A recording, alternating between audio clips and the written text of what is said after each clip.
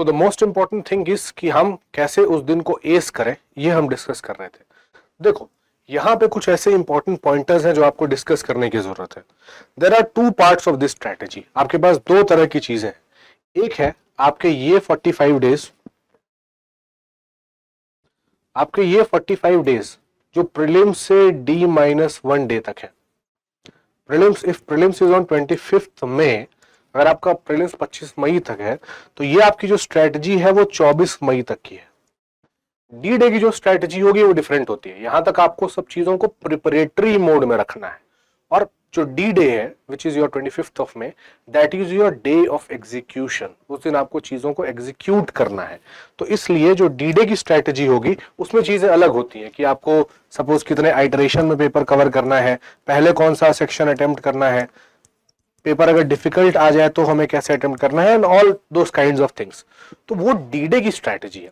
But ये जो हम डिस्कस कर रहे हैं 45 डेज की स्ट्रेटजी, इसको अभी से, आज से, इसी वक्त से जब आप ये वीडियो देख रहे हैं तब से आपको इसको इंप्लीमेंटेशन में लाना है। और इसमें ये चीजें अगर हम शॉर्ट में देखें तो आपके पास ये चीजें हैं, ये 7 चीजें हैं। आपका डे कैसा दिखना चाहिए, आपके एक दिन का प्लानिंग कैसी होनी चाहिए, आपकी रिवीजन की स्ट्रैटेजी क्या होनी चाहिए, अगर आप चीजों को रिवाइज कर रहे हैं तो आपकी क्या स्ट्रैटेजी होनी चाहिए, टेस्ट सीरीज अगर आप लगा रहे हैं तो टेस्ट में आपकी क्या स्ट्रैटेजी होनी चाहिए, कितने टेस्ट देने हैं, कितने नहीं देने हैं, ये सारी बातें हम इसके अंदर डिस्कस करेंगे। सीसैट आप हैंडल कर रहे हैं तो सीसैट में कौन से इंपॉर्टेंट सेक्शंस हैं, अगर आपके लिए सीसैट डिफिकल्ट है तो यहां से आगे जाते हुए आपको सीसैट में किन चीजों का ध्यान रखने की जरूरत है, क्या सीसैट में करना है, क्या छोड़ना है, वो स्ट्रेटेजी हम यहां से करेंगे। बहुत इंपॉर्टेंट क्वेश्चन जो सब पूछते हैं बार बार की करंट अफेयर्स कितना करना है, क्या करना है, कितने सोर्सेस करने हैं, ये सारी चीजें हम इस हेडिंग में आगे जाकर के डिस्कस करेंगे कि करंट अफेयर्स में हमें और क्या चीजें करनी है जिससे हम अपने करंट अफेयर्स की पढ़ाई को बहुत एफिशिएंटली कर सकें। ठीक है, एक बहुत बड़ा मिथ भी इसमें बस्ट करूंगा मैं।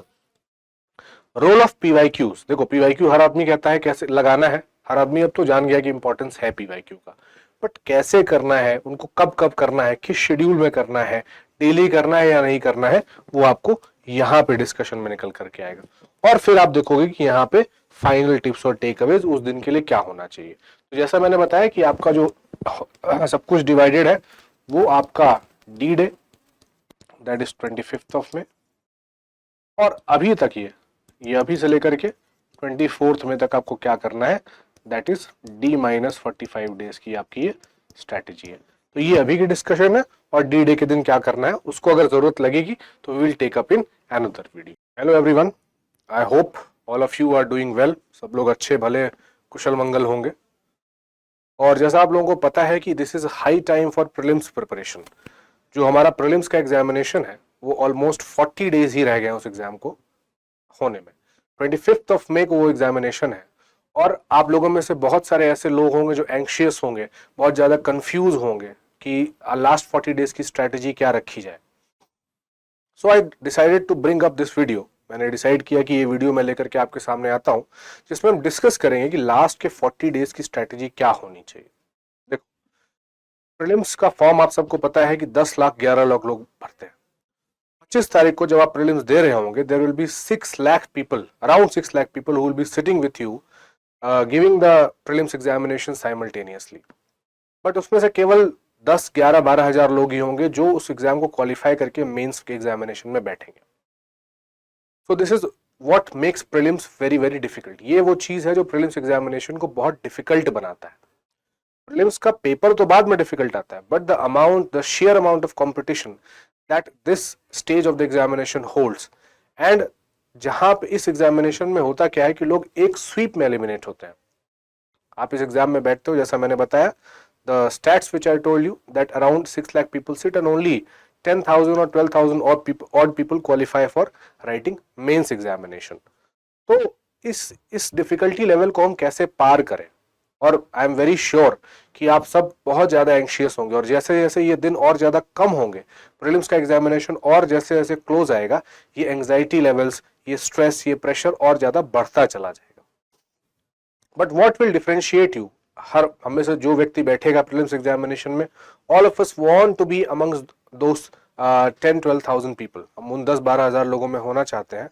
विदाउट, हमें से हर एक व्यक्ति जो प्रीलिम्स का एग्जामिनेशन दे रहा है वो चाहता है कि हम उस 12,000 लोगों 13,000 लोगों में से हों जो मेंस लिखें। बट आप में से कुछ लोग देखो ऐसे होंगे जिनका प्रीलिम्स स्ट्रॉन्ग पोर्शन होगा, हर बार आपका प्रीलिम्स अच्छे मार्जिन से निकल रहा होगा, तो this video is not for you. ये वीडियो आपके लिए नहीं है। ये वीडियो उन लोगों के लिए है जिनके लिए प्रीलिम्स एक डिफिकल्ट स्टेज है और लास्ट के 40-45 days are the deciding days. ये वो डिसाइडिंग डेज होंगे जहां पे आप इन होगे या आउट होगे, ये फैसला यहां पे हो जाएगा। अभी तक आपने क्या किया वो मैटर करता है, बट इन 40 दिनों में आप आगे क्या करने जा रहे हैं, आप चीजों को कैसे प्लान करते हैं और कैसे एग्जीक्यूट करते हैं डी डे पे, वो बहुत मैटर करता है।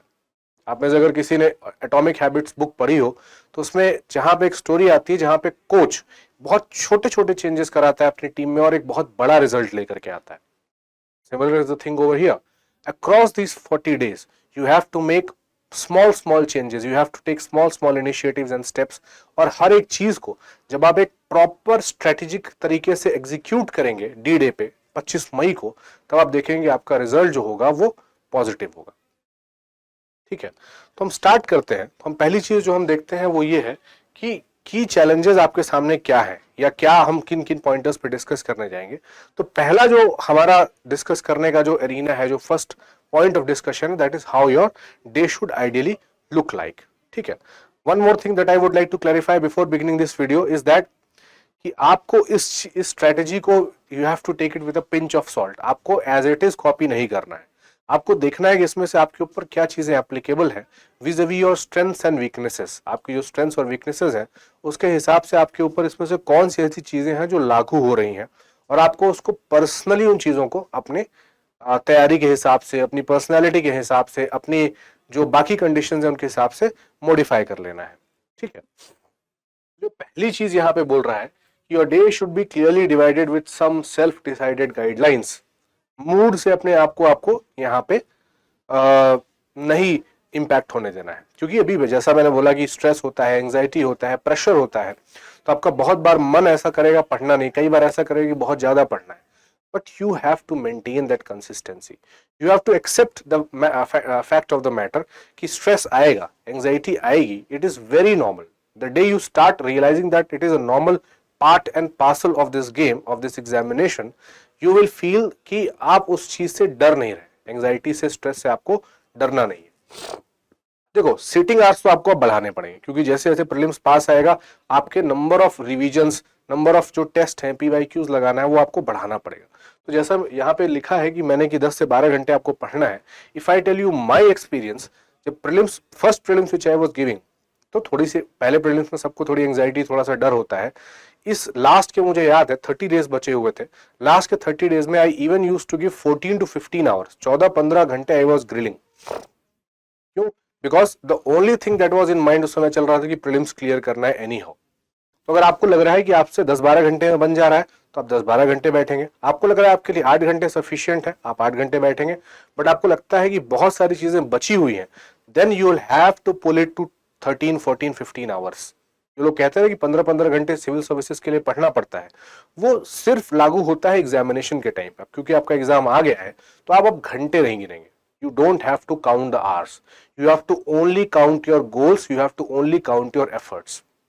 आपका डेली गोल अगर मेरा है कि मुझे पॉलिटी की लक्ष्मीकांत खत्म करनी है आज बैठ करके, तो मुझे 10 घंटे लगेंगे, 12 घंटे लगेंगे, 15 घंटे लगेंगे, जितना टाइम लगेगा मैं बैठ करके उसको खत्म करूंगा। I am not going to look at the clock for that.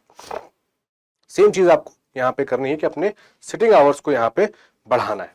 अब जो आपका स्टैटिक पोर्शन का रिवीजन है, जो आपका स्टैटिक पोर्शन का रिवीजन है, उसमें आपको 60% टाइम देना है। देखो, ये एग्जाम जो है वो स्टैटिक का है। क्यों? क्योंकि जो करंट अफेयर्स का पोर्शन है दैट इज अनलिमिटेड, उसका ना तो आदि है ना तो अंत है। करंट अफेयर्स आप पढ़ने बैठ जाओ, आप 10 कंपाइलेशन उठा लो, फिर भी आप शॉर्ट पड़ जाओ करंट अफेयर्स से उस एग्जामिनेशन में। उस दिन आप जब बैठोगे 25 मई को, you will fall short of many facts, many things जो उस दिन आपके एग्जामिनेशन में आएंगी, but you will not be knowing that.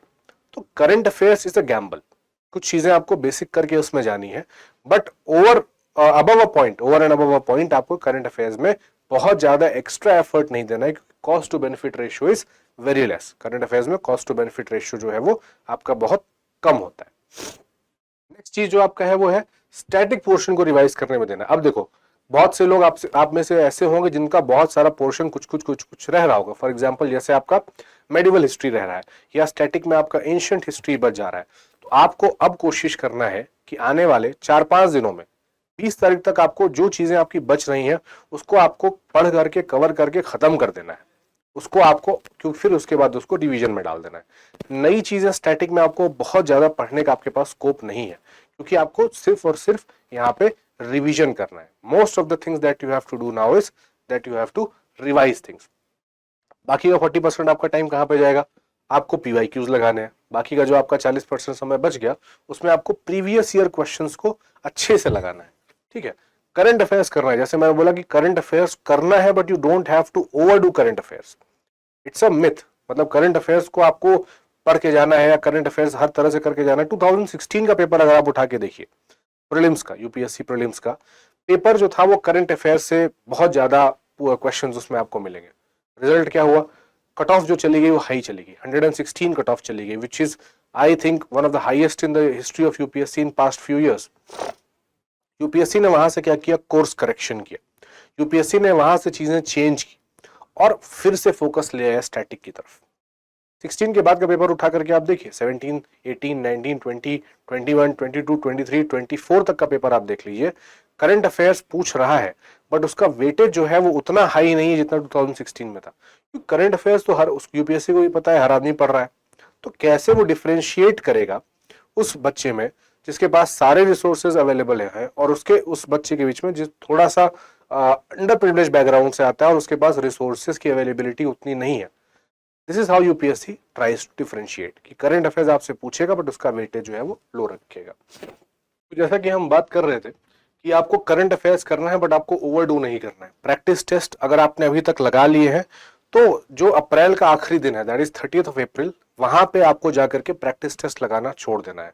कोई भी आपको इस तरह के टेस्ट नहीं लगाने जो मार्केट में अवेलेबल है, जो आपकी एंग्जाइटी को इंक्रीज करते हैं। बहुत सारे ऐसे टेस्ट होते हैं जो आप लगा करके आते हो, फिर आपको लगता है कि नंबर नहीं आ रहा है, फिर आप बहुत ज्यादा कंफ्यूज हो जाते हो, परेशान हो जाते हो।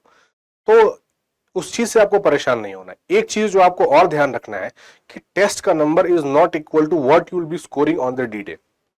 मेरे खुद के नंबर प्रीवियस प्रीलिम्स में 70s और 80s में आ रहे थे, प्रीलिम्स से लगभग 15-20 दिन पहले but in the actual examination when I gave and sat in the examination I cleared the cut off with very good margin.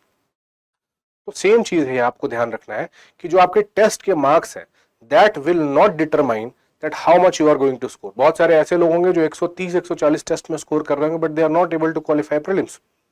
तो ये भी होता है, both ways round it is true. हो सकता है आपके बहुत कम नंबर आ रहे हो और आप जाकर के वहां पे बहुत अच्छा परफॉर्म करके चले हैं, but the other way also round is true कि हो सकता है आपके टेस्ट में बहुत ज्यादा मार्क्स आ रहे हो बट एक्चुअल एग्जामिनेशन में आप उतना अच्छा परफॉर्म ना कर पाओ। तो हमें जो एक्चुअल पेपर देना है, जो क्वालिफाई करना है, वो यूपीएससी ने जो पेपर सेट किया है वो क्वालिफाई करना है। हमें किसी इंस्टीट्यूट के टेस्ट सीरीज का चैंपियन नहीं बनना है। ठीक है, नेक्स्ट चीज क्या है, सीसैट। सीसैट में हम डिटेल में बात करेंगे क्योंकि सीसैट बहुत लोगों का अब एशलीज हील बन गया है, बहुत लोगों की कमजोरी बन गई है, बहुत लोग केवल मेंस सीसैट की वजह से नहीं लिख पा रहे हैं। तो we'll take a detailed look at CSAT after we move on this. Next चीज जो हमें देखनी है, ये हमने देख लिया कि डे आपका कैसा दिखना चाहिए, आपको रिवाइज कैसे करना है, आपकी रिवीजन की स्ट्रेटेजी क्या होनी चाहिए। तो रिवीजन देखो आपको 2 फेजेस में तोड़ने की जरूरत है। You have to do revision in 2 phases. Phase 1 जो होगा आपका, वो आपका जो फर्स्ट 30 डेज है और जो रिमेनिंग 45 डेज में अगर आप देखोगे जो बाकी 15 दिन बच रहे हैं, so you have to break it into 30 plus 15 days. ठीक है, 2 पार्ट में आपको इसको यहां पे ब्रेक कर लेना है और आपको फेज 1 में डे वाइज टाइम डिवीजन आपको यहां पे करना है। मेजर सब्जेक्ट्स के लिए आपको मैक्सिमम 3 डेज रखना है। फॉर एग्जांपल अगर आपने पॉलिटी उठाई है और अगर आप फर्स्ट डिवीजन करने जा रहे हो यहाँ पे, तो आपको 3 दिन में पूरा पॉलिटी यहाँ पे खत्म कर लेना है। अब एक चीज और यहाँ पे ध्यान रख लो, जो बहुत लोग पूछते हैं कि हमें एक दिन में कितने सब्जेक्ट उठाने चाहिए, तो आपके ऊपर है वो। आप 2 सब्जेक्ट भी उठा सकते हैं, आप 3 सब्जेक्ट भी उठा सकते हैं, depending upon your interest and the number of hours that you are trying to devote. But ideally आपको दिन भर में at least 3 static subjects, current affairs, और इसके साथ साथ आपको एक चीज जो और करनी है वो है आपके पीवाईक्यूज। ये तो आपको करना ही करना है। This you can not miss. इन तीनों में से कोई एक ऐसी चीज नहीं है जो आप मिस कर सकते हैं। तीनों चीजें आपको इसमें से करनी ही करनी है। आपके जो एक दिन आप चाहे इसमें बात कर रहे हो चाहे इसमें बात कर रहे हैं, दोनों फेजेस में भी, चाहे 30 डे वाला फेज हो चाहे आपका नेक्स्ट फेज 15 डेज वाला हो, आपको ये करते रहना है। एक दिन में आपको एटलीस्ट 3 सब्जेक्ट रिवाइज करना है, करंट अफेयर्स रिवाइज करना है और पीवाईक्यूज रिवाइज करना है। अब आप वेटेज कैसे डिसाइड करोगे? कई बार बहुत सारी ऐसे फैक्चुअल इंफॉर्मेशन होती है, डेटा होती है जो हमें याद नहीं रहती है। फॉर एग्जाम्पल जैसे रामसर साइट्स है, या कॉन्स्टिट्यूशन के आर्टिकल्स हो गए, पार्ट्स हो गए, या कुछ और ऐसी जो फैक्चुअल इंफॉर्मेशन, जैसे आप हिस्ट्री की बात करें, हिस्ट्री की बहुत सारी फैक्चुअल इंफॉर्मेशन होती है जो हमें याद नहीं रहती है। तो उसके लिए हम क्या करेंगे, उसको हम डेली सोने से पहले 1 घंटे हम रिवीजन का स्लॉट उन चीजों के लिए रखेंगे जो हमारे लिए बहुत ईजी टू फॉरगेट है। ठीक है, इजी टू फॉरगेट वाली चीजों को हमें रिवाइज करना है। माइनर सब्जेक्ट्स को आपको देना है 1.5 से 2 दिन के आसपास। माइनर सब्जेक्ट जैसे हो गए, आप 1.5 दिन से भी कम भी दे सकते हो। फॉर एग्जांपल जैसे आर्ट एंड कल्चर एक सब्जेक्ट है जहां से बहुत सारे सवाल नहीं आ रहे हैं, तो आपको एक दिन में उसको रिवाइज करके क्लोज कर देना है और आपको आगे बढ़ जाना है। अब जब फेज 2 में आते हो, जो 15 डेज वाला फेज है, तो वहां पे आपको मेजर सब्जेक्ट्स को 1 से 1.5 दिन देना है और माइनर सब्जेक्ट को आपको 1 से कम दिन में देना है। See, the basic purpose of revision should be that every iteration of revision, for example अगर आपने आज पहला आइट्रेशन किया रिवीजन का और कल आप सेकंड आइट्रेशन कर रहे हो, तो टाइम हर आइट्रेशन में रिड्यूस होना चाहिए। लास्ट में ऐसा हो जाना चाहिए, आपको रिवीजन इतना स्ट्रांग करना है अपना कि 25 मई से पहले, 25 मई से पहले पहले जब आप 20 मई या 21 मई को बैठेंगे, तो आपको एक दिन या 2 दिन में आपको पूरा सिलेबस आपको रिवाइज कर देना है, क्योंकि बहुत सारी नई चीजें पढ़ने को नहीं होती हैं। हाँ, एक चीज और है कि न्यूज़पेपर हम इस प्रीलिम्स के टाइम में अभी पढ़ेंगे ना पढ़े, तो इसके लिए सिंपल सी बात यह है कि आप प्रीलिम्स से 1 महीने पहले आप न्यूज़पेपर पढ़ना बंद कर सकते हैं।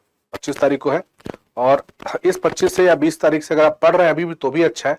आपके पास टाइम नहीं है तो अभी भी आप इस न्यूज़पेपर को पढ़ना बंद कर सकते हैं। हो सकता है एक आध न्यूज़पेपर से इस टाइम के ड्यूरेशन में डाल दी जाए, but that does not mean कि उसके लिए अगर आपका बाकी सब्जेक्ट बचा हुआ है, at the cost of that you are doing newspaper, so it is not worth it। तो आप चाहें तो न्यूज़पेपर अभी से पढ़ना बंद कर सकते हैं। ठीक है, आपको मल्टीपल रिवीजन्स करने हैं, जितने आप कर सकते हैं। जी, यहाँ तो लिख दिया है कि 304 बार यहाँ पे करना है, but no number of revision is enough. ये भी क्वेश्चन बाकी कई बार पूछा जाता है कि कितने रिवीजन करने चाहिए, तो no number of revision is enough. जितने रिवीजन आप कर सकते हो मैक्सिमम से मैक्सिमम, उतने रिवीजन आपको यहाँ पे करने हैं। ठीक है, जो आपके वीक सब्जेक्ट्स हैं, जहां पे फैक्चुअल इंफॉर्मेशन ज्यादा है, ऑब्वियस सी बात है उसमें आपको number of revisions, number of iterations जो है वो ज्यादा लगेंगे और आपको उसमें देना भी चाहिए, उससे आपको भागना नहीं है। ठीक है, नेक्स्ट चीज, टेस्ट सीरीज में आपको क्या करना है। अभी तक आपने 30 से 40 पेपर लगा लिए होंगे। अब आपको ये पहले का ये है, 45 डेज में आपको नहीं लगाने हैं 30-40 पेपर। आपने अभी तक एटलीस्ट जो आइडियल कैंडिडेट है उसने 20 से 25 टेस्ट यहाँ पे लगा लिए होंगे। जैसा मैंने कहा कि 30 अप्रैल तक आपको लास्ट टेस्ट लगाना है, और अभी भी 30 अप्रैल में ऑलमोस्ट 15 डेज के आसपास बचे हैं। तो अब आप क्या ट्राई करेंगे कि डेली एक पेपर, उन 3 चीजों के अलावा स्टैटिक, करंट अफेयर्स और पीवाईक्यूज के अलावा एक टेस्ट पेपर डेली आप लगाएंगे। जो आपका सेक्शनल, अगर कोई ऐसा सेक्शन आपको लग रहा है, फॉर एग्जांपल आपका एनवायरमेंट वीक है, तो आप 1 या 2 एनवायरमेंट के टेस्ट लगा लेंगे, या आप कोशिश ज्यादा करेंगे कि आप अब जो आप टेस्ट दें वो आप फुल लेंथ टेस्ट देंगे। फुल लेंथ टेस्ट देने से फायदा ये होगा कि आपका अक्रॉस द सब्जेक्ट जो है वो रिवीजन हो जाता है। अब एक चीज और यहाँ पे जो क्वेश्चन आता है वो ये है कि should we give the test on the centre और एट होम। तो that again depends upon your convenience. अगर आपको लगता है कि आप उस उतने डिसिप्लिन में 2 घंटे तक घर पे बैठ करके आप टेस्ट को बहुत अच्छे से दे सकते हैं, then you should sit at home only, no need to waste time on going to center। क्योंकि आप सेंटर पे जाते हो तो आपका 1 घंटा जाना, 1 घंटा आना, और बीच का 1 आध घंटा एक्स्ट्रा वेस्ट हो जाता है। So you should cultivate that discipline. आपको अपने अंदर वो डिसिप्लिन कल्टिवेट करने की जरूरत है कि आप घर पर ही बैठ करके इस टेस्ट को दे लो। अभी आप 2-4 टेस्ट सेंटर पे दे सकते हो वो फील लेने के लिए एक्चुअल एग्जाम हॉल की, बट उसके बाद ट्राई करो कि घर पे ही दो, क्योंकि उससे आपका जो एक्स्ट्रा 2-3 घंटे का टाइम है वो रिवीजन के लिए आपका बच जाता है। Yes, do not overdo. मैंने हमेशा कहा है कि कोई भी चीज आपको, चाहे करंट अफेयर्स हो चाहे टेस्ट सीरीज है, आपको बहुत ज्यादा ओवरडू करने की अब जरूरत नहीं है, but you should not avoid it. सही बात है कि आपको अवॉइड नहीं करना है, क्योंकि practice makes a man perfect. जितना आप प्रैक्टिस करके एग्जाम हॉल में जाओगे, जितना अच्छे से अच्छे आप टेस्ट लगा करके एग्जाम हॉल में जाओगे, उतना ज्यादा आपको रिवॉर्ड, उतना ज्यादा आपको रिटर्न वहां से मिलेगा। ठीक है, नेक्स्ट चीज है CSAT, very important thing. CSAT क्यों इंपॉर्टेंट है? सी सैट में देखो 3 पार्ट्स होते हैं। एक आपका होता है रीडिंग कॉम्प्रिहेंशन, एक आपका हो गया रीडिंग कॉम्प्रिहेंशन। सेकंड जो आपका निकल करके आता है वो हो जाता है रीजनिंग, और थर्ड जो कॉमन भाषा में एप्टीट्यूड या फिर जिसको हम मैथ्स बोलते हैं। अब सीसैट को हैंडल कैसे करें? बहुत सारे ऐसे लोग हम में से होते हैं जिनका पेपर केवल सीसैट की वजह से रुक रहा है, जैसा हमने अभी यहाँ पे बात की, डिस्कस किया। तो आपको इन तीनों में से आइडेंटिफाई करना है कि आपका कौन सा बहुत ज्यादा स्ट्रॉन्ग पोर्शन है, whether it is reading comprehension, whether it is reasoning और वेदर इट इज मैथ्स। सबका कोई न तीनों में से कोई ना कोई एक जो होता है वो स्ट्रॉन्ग पोर्शन होता है। सपोज आपका अगर रीडिंग कॉम्प्रिहेंशन स्ट्रॉन्ग है तो अगर आप पीवाईक्यू एनालिसिस से देखेंगे तो 27 से 30 सवाल है, 27 to 30 questions are coming from reading comprehension. You have to ensure that 22 से 25 सवाल रीडिंग कॉम्प्रिहेंशन के आपके गलत नहीं होने चाहिए। I am just taking it as an example. अगर आपका मैथ स्ट्रॉन्ग है तो ये चीज आप मैथ्स में भी अप्लाई कर सकते हैं। उसके बाद आपको 10 सवाल यहां से और 10 सवाल यहां से करना है, यानी अगर आपने 25 प्लस 10 प्लस 10 45 क्वेश्चन भी आपने एग्जैक्ट करेक्ट कर लिया, बहुत अच्छे मार्जिन से सीसैट को क्वालिफाई करेंगे। You will qualify CSAT with very good margin. The people who fail to qualify CSAT are not those people who don't know about CSAT. बहुत सारे लड़के जो आईआईएम से हैं, कैट से हैं और बड़े बड़े एग्जामिनेशन जो इस तरह के क्वालिफाई करके आते हैं वो सीसैट पे फेल हो जाते हैं। The reason is that you lack strategy. इस एग्जाम को पास करने में तीनों स्टेजेस में सबसे इंपॉर्टेंट चीज जो है वो है आपकी स्ट्रैटेजी। आपकी स्ट्रैटेजी है जो आपकी नैया यहाँ पे पार लगाएगी। तो इसलिए आपको स्ट्रैटेजी स्ट्रांग रखना है। तीनों में आपको देखना है कि आपका कौन सा सबसे स्ट्रांग पोर्शन है, और जो आपका सबसे स्ट्रांग पोर्शन है उस पर आपको बैंक करके जाना है। बट बाकी दोनों जो आपके पोर्शंस है उसको भी आपको इस तरह से तैयार कर लेना है कि वहां से भी सवाल आते हैं तो आपके एडिक्वेट नंबर ऑफ क्वेश्चन जो है वो करेक्ट हो जाने चाहिए। पीवाईक्यूज लगाने हैं, जैसे मैंने आपको बताया ना कि 27 से 30 सवाल आते हैं। मुझे कहां से पता चला? मुझे पीवाईक्यू से पता चला कि इतने सवाल आते हैं। फिर आपको एक पैटर्न आइडेंटिफाई हो जाएगा पीवाईक्यूज लगाने से कि कहां कहां से किस किस तरह के क्वेश्चंस आ रहे हैं। ठीक है। Dedicate time for CSAT daily. Now this again is optional, मतलब ये एक सजेशन है कि आप डेली चाहो तो सीसैट कर सकते हो।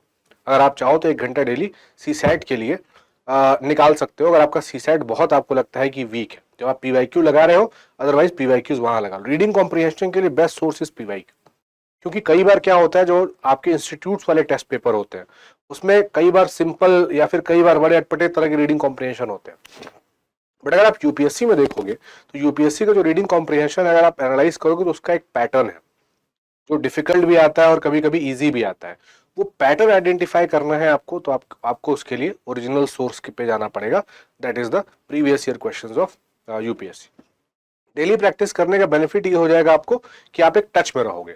अगर आपने आज किया, क्योंकि सीसैट बहुत लोगों की मैथ्स डिफिकल्ट लगती है तो करने का मन नहीं करता है।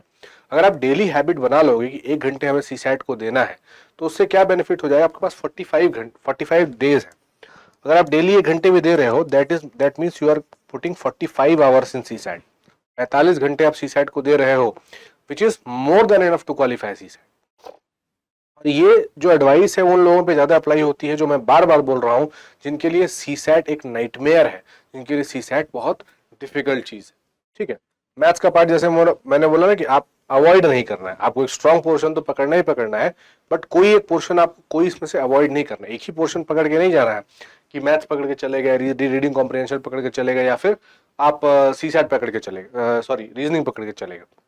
आपको प्रिपेयर तीनों करना है, but according to your own strengths and weaknesses. Yes, aim for 80+ score to be out of danger zone. CSAT की सबसे अच्छी बात क्या है कि वो क्वालिफाइंग है। आपको 66.67 मार्क्स यहाँ पे सीसैट में चाहिए होते हैं, बट ये भी ले आ पाना डिफिकल्ट हो जाता है बिकॉज ऑफ दैट स्ट्रेटेजी। अगर आप 45 क्वेश्चंस के लिए एम कर रहे हो और ये आप एम करके जा रहे हो, that means you are in a very very safe zone. तो this is all about doing handling CSAT. अब करंट अफेयर्स कैसे करना है? जैसा मैंने बोला ना, करंट अफेयर्स इज ओवररेटेड। बहुत ज्यादा आपको करंट अफेयर्स करने की जरूरत नहीं है। अगर आप कंपाइलेशन कर रहे हो तो आप एक कंपाइलेशन को अच्छे से कंप्लीट करो। If I had to give this examination, what I will do कि अगर मैंने एक कंपाइलेशन उठाया है, आई विल एंश्योर कि इस कंपाइलेशन की किसी भी लाइन से अगर एक सवाल कहीं से पूछ रहा है, मेरा वो सवाल गलत नहीं होना चाहिए। The day you start gaining this confidence, be rest assured that you are going to clear prelims. Same thing goes for your static books also. अगर आपने स्पेक्ट्रम पढ़ी है मॉडर्न इंडिया की और आपसे एक सवाल स्पेक्ट्रम का कहीं किसी पेपर में दिख जा रहा है आपको, जिस दिन आप इतना उसको रिवाइज कर लेंगे और स्ट्रॉन्ग कर लेंगे कि आपसे वो सवाल गलत नहीं होगा. आपको अपने सोर्स को ट्रस्ट करना है और उसको इतना बढ़िया प्रिपेयर करना है कि उसमें से कहीं से भी एक लाइन का, एक वर्ड का सवाल उठा करके आप दे दे, आपको याद होना चाहिए कि इस पेज पे, उस जगह पे ये यहाँ पे लिखा हुआ था.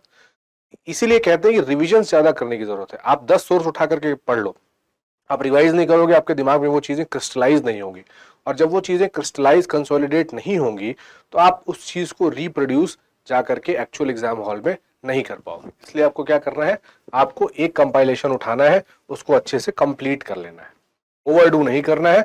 और जैसे बोला मैंने, रिवीजन करना है multiple times.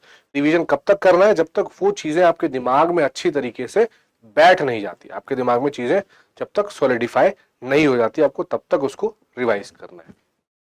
Next thing is PYQ. Again a very much asked area. बहुत ज्यादा लोग पूछते हैं कि प्रीवियस ईयर क्वेश्चन को कैसे प्रिपेयर करें. तो देखो, develop habit of seeing PYQs every day. मैंने बोला ना, 3 चीजें आपको डेली करनी है, उसमें से एक आपको जो करना है वो पीवाईक्यू करना है. फोटोग्राफिक मेमोरीज से आपकी बिल्ड होती है. पीवाईक्यू करना क्यों इंपॉर्टेंट है, जैसा हमेशा सब लोग जानते भी हैं और हमेशा बोलता भी मैं आया हूं कि पीवाईक्यू से आपको ट्रेंड पता चलता है कि किस टॉपिक से सवाल ज्यादा आ रहा है, किस तरह के सवाल यूपीएससी पूछ रहा है, कहां पे ऑप्शंस को घुमा रहा है. इसलिए आपको डेली पीवाईक्यूज देखने की जरूरत है. आप 2 तरह से देख सकते हो. आप चाहे तो पीवाईक्यूज को ईयर वाइज देख लो, या आप चाहे तो इसको टॉपिक वाइज देख लो. Both ways work well. Year wise देख लो या टॉपिक वाइज देख लो, तो आपको एक फील भी आ जाएगा. जब आप ईयर वाइज पूरा पेपर उठा करके लगाओगे तो आपको फील आ जाएगा कि हाँ, आप एक्चुअल एग्जामिनेशन दे रहे हो, वैसा फील आपको वहां पे आ जाएगा. ठीक है. 8 से 10 सवाल पीवाईक्यू से डायरेक्टली या इनडायरेक्टली आएगा ही आएगा. ये तो हर बार की कहानी है. पीवाईक्यू इसीलिए हर आदमी जो है वो आपको स्ट्रेस करता है करने के लिए, क्योंकि 8 से 10 सवाल पीवाईक्यू से बनते ही बनते हैं. और वो सवाल ऐसे सवाल हैं that you can not afford to miss. अगर आप ये 8 से 10 सवाल छोड़ रहे हो, इनको मिस कर रहे हो, तो आपके अलावा जो बाकी व्यक्ति जो पेपर दे रहे हैं ना, वो यहाँ पे इसको अटेम्प्ट कर रहा है, और वो अटेम्प्ट कर रहा है तो मतलब आपसे 8 से 10 सवाल आगे निकल जा रहा है. इसलिए आपको पीवाईक्यूज पे भी बहुत अच्छी पकड़ बना करके रखनी है. 2001 तक आप नहीं कर पा रहे हो तो एटलीस्ट आप 2013 से लेकर के 2024 तक के पीवाईक्यूज तो आप कर ही लो. उसके पीछे आप जितना चले जाओ उतना अच्छा है. ठीक है, 2001 तक तो आप कर ही लो. हाँ, करंट अफेयर्स में एक चीज जो रह गई, जो कई बार लोग पूछते हैं कि हमें कितने दिन का करंट अफेयर्स करना है. करंट अफेयर्स जब आप कर रहे हो, देखो, UPSC is not about current affairs, UPSC is about contemporary affairs. Current affairs में तो वो चीजें पूछता ही पूछता है, बट कंटेम्पररी अफेयर्स का मतलब वो कई बार 2-2 साल पुरानी चीजें पूछ लेता है. तो उसको हम कैसे प्रिपेयर करें? तो जब भी आप करंट अफेयर्स कर रहे हो, आप ट्राई करो 1.5 ईयर्स का करंट अफेयर्स करने का. 1.5 साल का करंट अफेयर्स तो आपको अच्छे से एटलीस्ट कर लेना है. मतलब मई 2000, जिस दिन आपका पेपर है 25 मई 2025 को, इसमें से 1.5 साल घटा लो और उस 1.5 साल का पेपर, 1.5 साल के पीवाईक्यूज आपको अच्छे से सॉल्व, 1.5 साल के करंट अफेयर्स आपको अच्छे से सॉल्व करके जाने हैं, पढ़ करके जाना है और चीजों को याद करके जाना है. अब जैसे एक चीज और ध्यान रख लेना, अगर आप इससे पीछे जा सकते हो, 2 साल का कर सकते हो तो बहुत अच्छी बात है. बट आप जितना पीछे जाओगे उतना आपको मेजर चीजें ज्यादा पकड़नी है. मतलब 1.5 साल से अगर आप पीछे जा रहे हो कि 2 साल पुराना करंट, 2023 का करंट अफेयर आपको पढ़ना है, तो you should do only the major events that had happened. ऐसा नहीं कि उसमें आप बहुत छोटे छोटे कोई इवेंट्स हुए उठा करके पूछ लेगा, ऐसा यूपीएससी नहीं करता है. तो कंटेम्पररी अफेयर्स में भी वो बड़ी चीजें, जो बड़ी चीजें 2023 में 22 में हुई होंगी, उनको उठा करके अब क्वेश्चन बना करके वो पूछ सकता है. जैसे आई थिंक सीडीएस का question, chief of defence staff का, लास्ट ईयर आया था और वो न्यूज में चल रहा है 2 साल 3 साल 4 साल से. तो ऐसी भी चीजें आपको देखनी है जो लगातार न्यूज में चल रही है 3-4 सालों से, बट वो अभी तक यूपीएससी ने पूछा नहीं, वो पेंडिंग टॉपिक्स है करंट के, वो भी यूपीएससी कई बार क्वेश्चन क्रिएट करके पूछ लेता है. So you have to prepare contemporary affairs and not current affairs. Right, PYQs हमने देख लिया. नाउ सी, जैसा मैंने शुरू से ही बोला कि you don't have to diversify your sources. आपको बहुत ज्यादा सोर्सेज आपको डाइवर्सिफाई करने की जरूरत नहीं है. The more number of sources, the more amount of confusion you will have.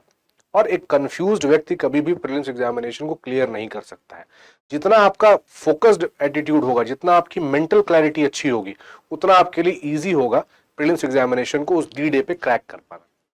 Master basic books and standard books. अब जैसे मैंने बोला ना, इस मास्टर वर्ड का मतलब यही है कि अगर आपको मैं उठा करके बोलूं कि ये स्पेक्ट्रम की किताब में किस जगह पे लिखा हुआ है, आपको पता होना एग्जैक्टली होना चाहिए कि यहाँ पे लिखा हुआ था। आपको इतना रिवीजन कर लेना है, इतना सॉलिडिफाई कर लेना, आपको लग रहा हो कि मैं इन चीजों को एग्जैजरेट कर रहा हूँ, but if you will see people who are clearing prelims every year, उनके साथ यही होता है। उनको आप अभी भी उठा करके पूछोगे कि स्पेक्ट्रम में ये चीज कहाँ लिखी थी, भले उस आदमी ने 1 साल पहले पढ़ा होगा, वो बता देगा उठा करके कि यहाँ पे इस जगह, हाँ इस जगह पे लिखा होगा, उसको अंदाजा इस चीज का हो जाता है।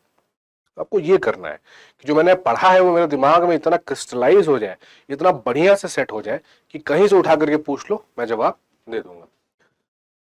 विदाउट मास्टरिंग बेसिक बुक्स, आपको बेसिक बुक्स में इस तरह से यहाँ पे कर लेना है। आपको नोट्स लास्ट दिन के लिए बना लेना है। मतलब अगर आपका 25 मई को पेपर है, आप 24 मई को अगर पढ़ रहे हो, तो आपके नोट्स अब धीरे धीरे इतने कंसोलिडेटेड हो जाने चाहिए, इतने सॉलिड नोट्स हो जाने चाहिए कि 24 तारीख को आप एक बार पलटो और आपको सारी चीजें जो है वो एक बार आपके दिमाग में दोबारा से घूम जाए, एक बार आपको सब चीजें दोबारा से फ्लैशबैक में याद हो जाए। इसलिए आपको इस तरह से इसको करना है, ठीक है। तो ये था, this was all about the strategy that you have to adopt in these last 45 days. I am not keeping this video very long, आपके लिए केवल काम की बातें बताई हैं। प्रैक्टिस करना है, मेन की क्रक्स क्या है, सबसे पहली चीज आपको प्रैक्टिस करना है। मैक्सिमम रिवीजन आप जितना कर सकते हो उतना करना है। आपको अपने सोर्सेस को डाइवर्सिफाई नहीं करना है और आपको अपने दिमाग को काम रखना है। You have to be at peace. जब आप इन चीजों को करते जाओगे तो आप देखोगे धीरे धीरे आपकी एंग्जाइटी जो है वो धीरे धीरे कम होती जाएगी। The more prepared you are, the less anxious you become. तो preparation is the key point here. आपको कोई बहुत बड़ी बड़ी बातें नहीं समझनी है, सुननी है, बस आपको ये चीज ध्यान रखना है। और इस दौरान में आपको एक चीज और ध्यान रखना है कि आपको नेगेटिव लोगों से दूर रहना है। अगर आपके साथ कोई ऐसा आपका दोस्त है, कोई ऐसा व्यक्ति है जो आपको बोल रहा है कि आपसे नहीं हो पाएगा, तुमसे नहीं हो पाएगा, you should shut out those people, you should not sit with those people. क्योंकि मेंटल स्ट्रेंथ जो है वो प्रीलिम्स में बहुत ज्यादा मैटर करती है। एक्चुअल डी डे पे आपकी जो मेंटल स्ट्रेंथ है, जो व्यक्ति दिमाग से जितना ज्यादा मजबूत होगा, वो व्यक्ति उतना अच्छा परफॉर्म करेगा प्रीलिम्स में उस दिन। इसलिए to preserve your mental strength you have to be with positive people. All the best. Do well.